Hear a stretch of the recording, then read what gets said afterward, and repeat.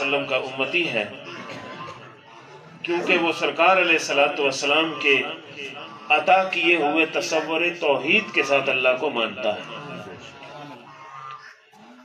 और जब इंसान को ये एजाज नसीब होता है तो फिर वो हर किस्म की रसूमात से और हर किस्म के तवहुमात से दूर हो जाता है।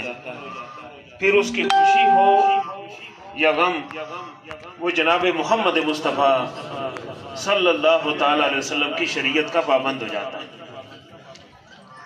सरकार मदीना सरूर सीना अहमद मुज्तबा जनाब मोहम्मद मुस्तफ़ा सल्लल्लाहु ताला अलैहि वसल्लम की सुन्नत औलाद की पैदाइश पर जो उम्मत को अता हुई उसे अकीका कहते हैं। सुन्नत अकीका ये सरकार अलैहिस्सलातु वस्सलाम की अपनी सुन्नत है और इस पर मुतअद्दिद अहादीस कुतुब अहादीस में मौजूद है। आज अपने बच्चों की सुन्नत अकीका राजा साहब अदा कर रहे हैं। मैं इन्हें साहिब औलाद होने पर भी मुबारकबाद पेश करता हूँ और इन्हें इस सुन्नत पर अमल करने पर भी मुबारकबाद पेश करता हूँ कि सरकार अलैहिस्सलातु वस्सलाम की किसी सुन्नत को अदा करना ये बहुत बड़ा एजाज़ है। हजूर अलैहिस्सलातु वस्सलाम की जो इरशादात हैं कि वक्त बड़ा मुख्तसर है और मैं चंद मजीद बातें भी करना चाहता हूँ। मैं चाहूँगा कि इख्तिसार के साथ आगे निकलूँ। इस हवाले से जो हजूर अलैहिस्सलातु वस्सलाम की फरामीन है उनका निचोड़ ये है कि जब बच्चा पैदा हो, बेटा हो या बेटी, ये बात याद रखिए, ये दोनों औलाद हैं और दोनों ही अल्लाह के करम से मिलती हैं। बेटा हो या बेटी हो उसमें कोई तफरीक नहीं करनी चाहिए। बेटा अल्लाह की नेमत है और बेटी अल्लाह की रहमत है। और ये बात याद रखिए, इस कायनात की सबसे अजीम हस्ती जनाब मोहम्मद मुस्तफ़ा सल्लल्लाहु ताला अलैहि वसल्लम को भी अल्लाह ने औलाद अता फरमाई, बेटे भी अता फरमाए, बेटियां भी अता फरमाई, लेकिन आपकी औलाद को आपकी बेटी के जरिए से सुबह कयामत तक जारी रखा गया। लिहाजा बेटी को अल्लाह की रहमत समझा जाए। तो जब बेटा और बेटी पैदा हो तो उस पर जो सुन्नत है वो ये है कि 7वें दिन अकीका किया जाए। और अकीका कहते हैं किसी जानवर को सुन्नत के तौर पर ज़बह करना। अकीका का मान लफ्जी माना लुगत अरब में काटने को है। वो जानवर जो किसी बच्चे की पैदाइश पर ज़बह किया जाए, उसकी खुशी में ज़बह किया जाए, उसे अकीका कहते हैं।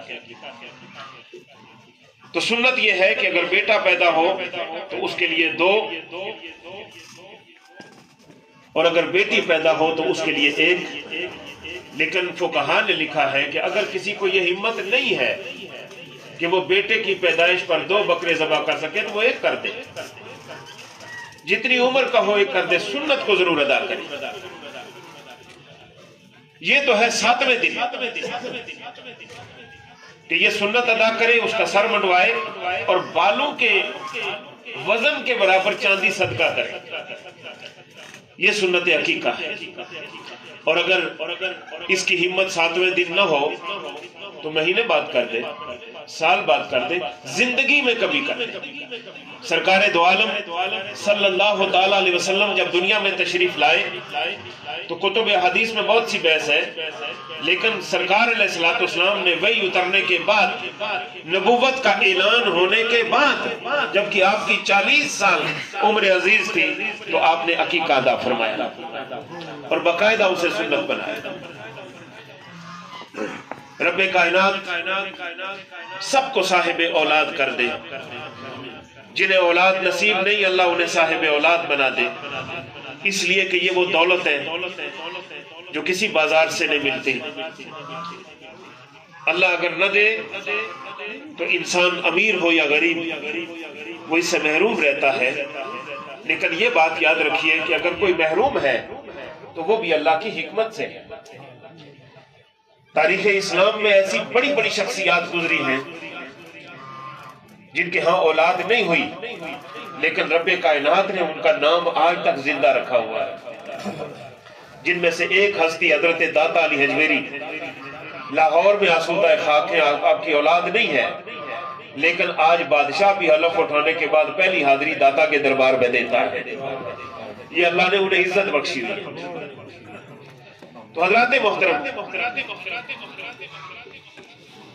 آج کی یہ تقریب اس اعتبار سے بھی بہت اہم ہے کہ یہ رمضان المبارک کا پہلا عشرہ ہے، اور سرکار علیہ الصلوۃ والسلام نے فرمایا رمضان کا پہلا عشرہ رحمت ہے، دوسرا عشرہ مغفرت ہے، اور تیسرا عشرہ جہنم سے آزادی ہے۔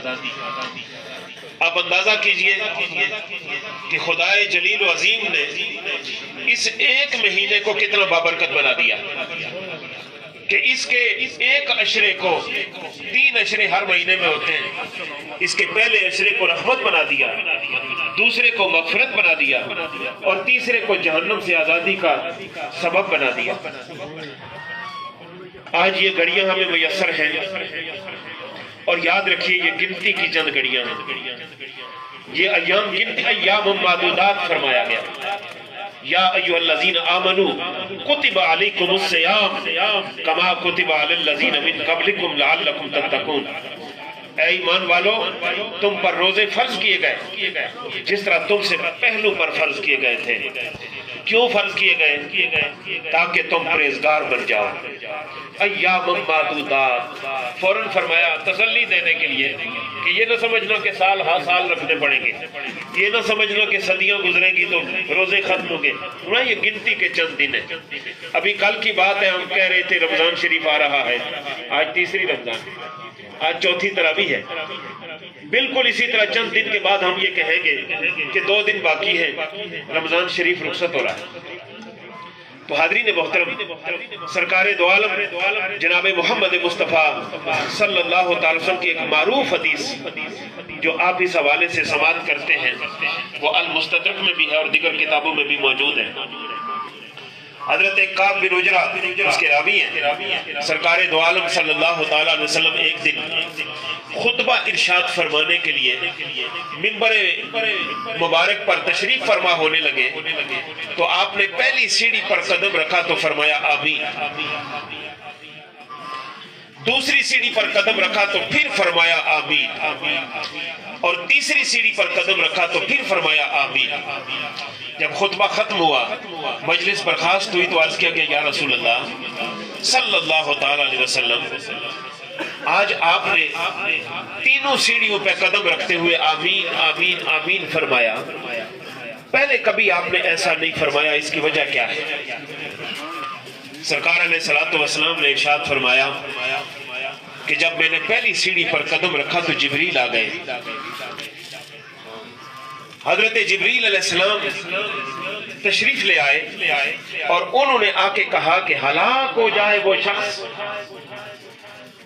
جو اپنی زندگی میں رمضان کا مہینہ پائے اور پھر اللہ کی بندگی کر کے، اس کی عبادت اور ریاضت کر کے بخشش نہ پا سکے۔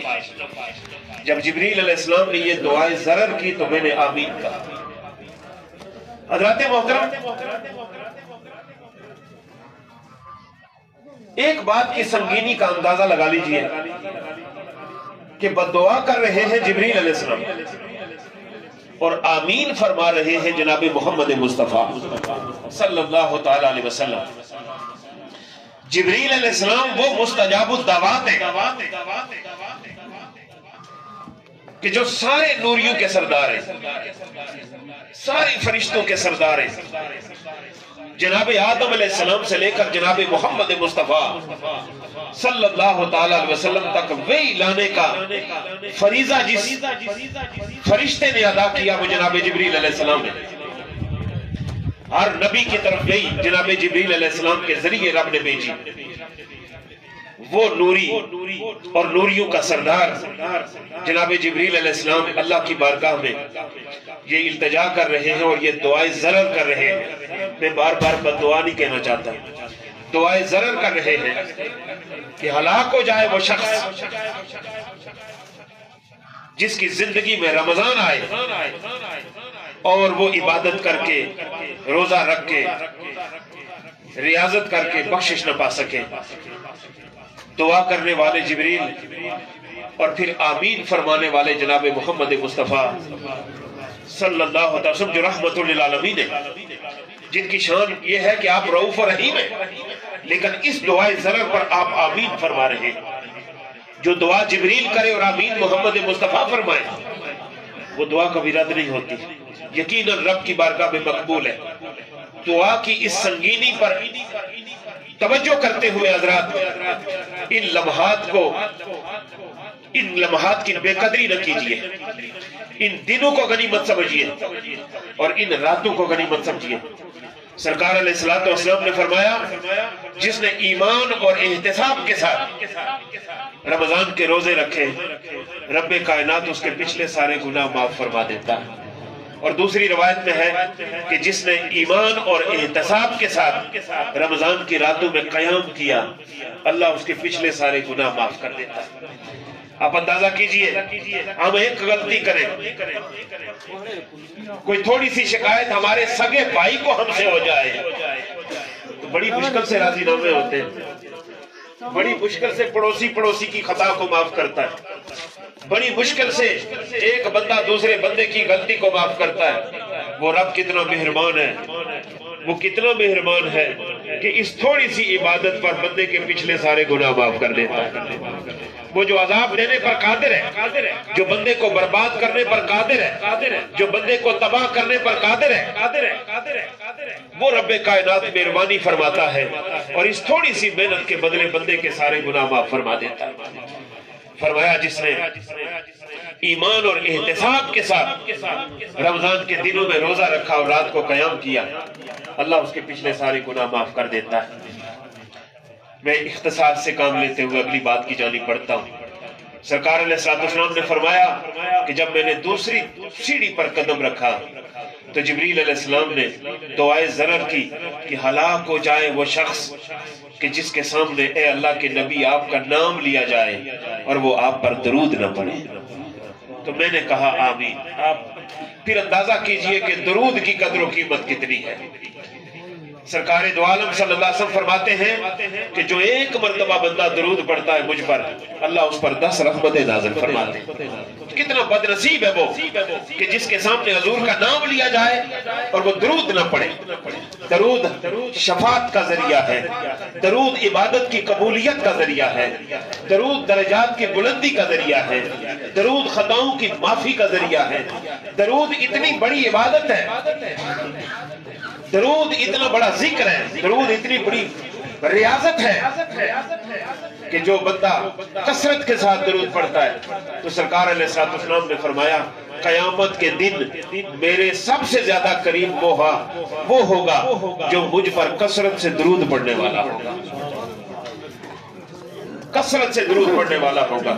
حاضرین محترم جملہ کیا ہے؟ اللہم صلی علی محمد وعلی آل محمد وبارک وسلم. اتنے سارے جملے پر اللہ 10 رحمتیں نازل کر دیتے ہیں. تو اس ماہ مقدس میں بھی بطور خاص درود کثرت سے پڑھیے، اس لیے کہ اس ماہ مقدس میں نفل کا ثواب فرض کے برابر ہوتا ہے اور فرض کا 70 گنا ہو جاتا ہے. اور بعض اعمال علماء حدیث لکھتے ہیں کہ ان کا ثواب 700 گنا ہو جاتا ہے، کیونکہ پہلے ہی 10 رحمتیں نازل ہوتی ہیں. تو جب اس ماہ مقدس میں آپ درود پڑھتے ہیں تو وہ کئی گنا بڑھ جاتا ہے ثواب. تو سرکار علیہ السلام نے فرمایا کہ جب میں نے تیسری سیڑھی پر قدم رکھا تو جبریل علیہ السلام نے دعائے ضرر کی کہ ہلاک ہو جائے وہ شخص جو اپنی زندگی میں اپنے بوڑھے والدین کو دونوں کو یا ان میں سے کسی ایک کو پائے اور ان کی خدمت کر کے جنت حاصل نہ کر سکے. جبریل علیہ السلام نے بددعا کی اور میں نے آمین کہہ دی. اب آپ اندازہ کیجئے حضرات والدین کی عظمت اور والدین کی عزت اور توقیر کتنی ہے.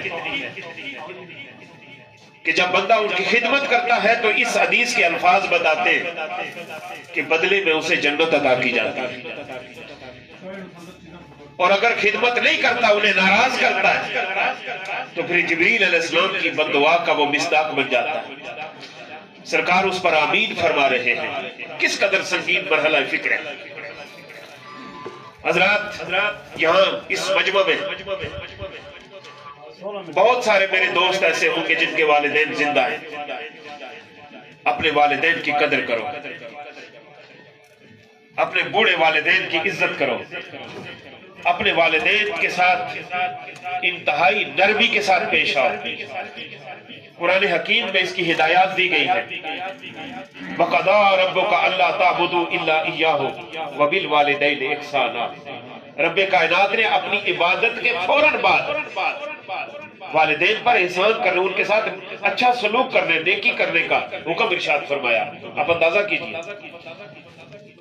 میں تیرے رب نے اے محبوب فیصلہ کر دیا کہ اللہ کے سوا کسی کی بندگی نہ کرو، وَبِالْوَالِدَيْنِ إِحْسَانًا، اور ماں باپ کے ساتھ اچھا سلوک کرو، ان کے ساتھ احسان کرو، نیکی کرو۔ ماں زندہ ہو تب بھی غنیمت سمجھو، باپ زندہ ہو تب بھی غنیمت سمجھو، اور اگر دونوں زندہ ہیں تو سبحان اللہ۔ باپ کی عظمت کا کیا اندازہ، ماں کی عزت کا کیا اندازہ کہ سرکار دو عالم صلی اللہ علیہ وسلم فرماتے ہیں کہ جنت ماؤں کے قدموں کے نیچے ہے۔ اور باپ، سرکار علیہ السلام فرماتے ہیں کہ جو بندہ اپنے باپ کے چہرے کو، اور ایک جگہ ہے کہ والدین کے چہرے کو محبت کی نگاہ سے دیکھتا ہے، اللہ اسے حج مبرور کا ثواب عطا فرماتا ہے۔ جی پھر دعا بھی کرتے ہیں۔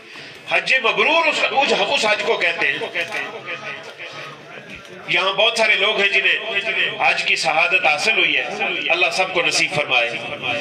بہت مشکل عبادت ہے، اور اس عبادت کو ہر عیب سے، کجی سے، ہر خرابی سے پاک رکھنا، وہ 5-6 دن لگاتار پہرا دینا بہت مشکل کام ہے۔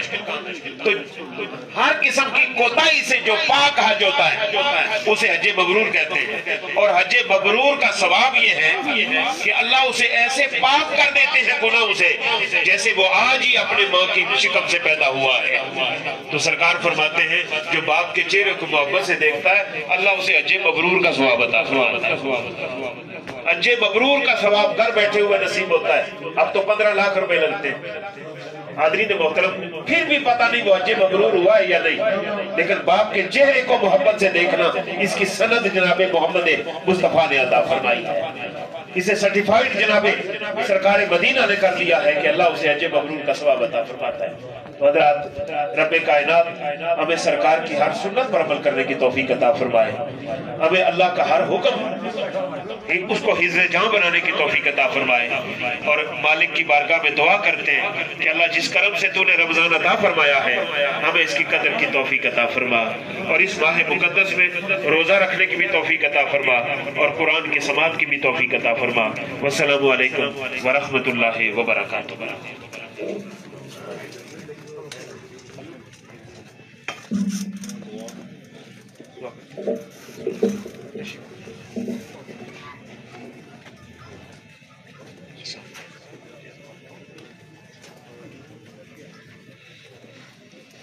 الحمدللہ رب العالمین، والصلاة والسلام علی خاتم النبیین وعلی آلہ واصحابہ وازواجہ وذریتہ واہل بیتہ اجمعین۔ ربنا فاغفر لنا ذنوبنا وکفر عنا سیئاتنا وتوفنا مع الابرار۔ ربنا وآتنا ما وعدتنا على رسلك ولا تخزنا يوم القيامة انك لا تخلف الميعاد۔ پروردگار عالم، تیرے محبوب مکرم جناب محمد مصطفیٰ علیہ التحیۃ والثناء کے گناہگار امتی اس وقت تیرے دروازہ کرم پر اپنی جولی پھیلائے ہوئے حاضر ہیں، اللہ سب کی حاضری کو قبول فرما۔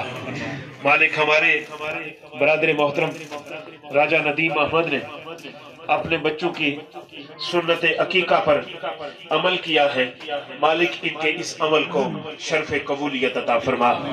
اللہ کریم ان کے بچوں کو طویل زندگی عطا فرما، عزت والی زندگی، راحت والی زندگی، علم والی زندگی، عمل والی زندگی، ایمان والی زندگی، اسلام والی زندگی عطا فرما۔ اللہ گھر بار میں خیریت اور عافیت نصیب فرما، دین و دنیا کی نعمتوں سے مالا مال فرما، ناگہانی آفتوں، بلاؤں اور بیماریوں سے محفوظ فرما، اچانک ہونے والے حادثات سے محفوظ فرما، ہر رنج، ہر بیماری اور ہر تکلیف سے محفوظ فرما۔ اللہ کریم وہ جتنے لوگ جنہیں اولاد نرینہ کی خواہش ہے اور وہ اس سے محروم ہیں، اللہ انہیں بھی اولاد نرینہ عطا فرما۔